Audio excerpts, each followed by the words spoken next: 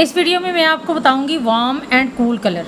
Warm and cool colour का क्या मतलब है। ये वार्म कलर हैं, ये लिखा हुआ है रेड, ऑरेंज और येलो।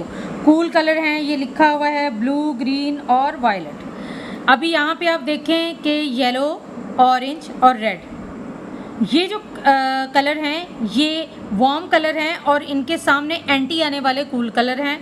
अगर आपको वार्म एंड कूल भूल जाए तो आप कलर व्हील को खोलिए और ये तीन कलर याद रखें जो आपकी राइट साइड पे आ रहा है, येलो, ऑरेंज, रेड। अभी हमारे पास कूल कलर कैसे आएंगे।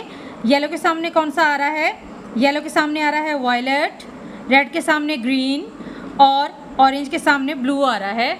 तो ये हमारे पास आ जाएंगे कूल कलर। तो इनको समझना बहुत ही आसान है। कलर व्हील में जो भी वार्म कलर होंगे वो कूल कलर को कट करेंगे और जो कूल कलर होंगे वो वार्म को कट करेंगे। ये हो गए एंड